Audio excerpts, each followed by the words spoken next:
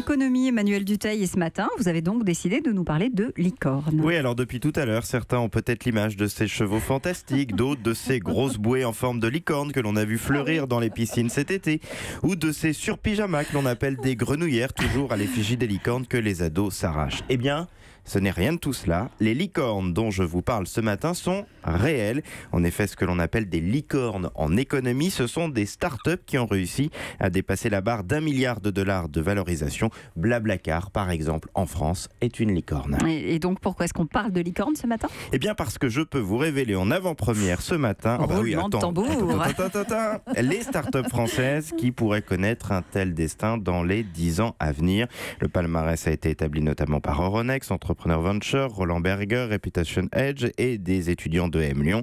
Il y a plusieurs catégories comme la santé, le e-commerce ou les technologies vertes. Le suspense insoutenable du vous matin. avez voulu le roulement de tambour. Allez, c'est qui les futures stars de l'innovation, Allez, Emmanuel? on y va. On commence par le coup de cœur du jury. C'est la plus connue, c'est Doctolib. Cette application qui permet de prendre des rendez-vous chez le médecin est un succès gigantesque. Dans la catégorie santé, tiens justement, c'est l'une des startups françaises les plus en vue. Elle s'appelle MedDes. Son pari, le traitement des maladies neurologiques, principalement la sclérose en plaques, mais également l'autisme et la maladie d'Alzheimer. En e-commerce, c'est Believe. Vous devez connaître sûrement Eva, c'est le leader de la distribution digitale pour les artistes et les labels indépendants. Un vrai succès aussi dans les technologies vertes. Neonen qui fait de la production d'énergie par panneaux solaires, des éoliennes, dans l'intelligence artificielle. Ils étaient dans la belle entreprise. De qui Believe ou Neonen? Neoen. Ah bah oui, bah alors parfait, bah comme quoi vous recevez aussi les bons, hein, toujours même, tous les matins.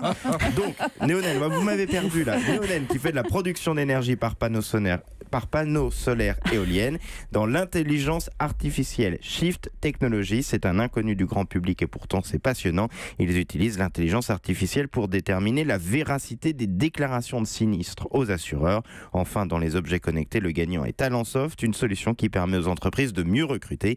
Ce sont des sociétés encore assez peu connues, hein, mais si vous en avez raté une, parce que je me suis un peu perdu là dans mon texte, vous retrouverez tout sur le site d'Europe 1 ou dans un gros dossier du magazine Challenge, mais pour ça, il faudra attendre demain. Bon, et comment peut-on être sûr que ces entreprises vont connaître un succès comme celui de Blablacar ? Bah ça, personne ne peut en être sûr, mais aujourd'hui, ces entreprises sont sur des marchés très porteurs, avec des technologies très prometteuses. Certaines comme Doctolib ont déjà révolutionné leur secteur et atteint une taille impressionnante.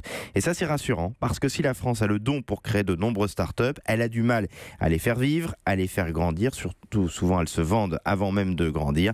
Mais celles-ci seront donc peut-être nos futures stars françaises de demain.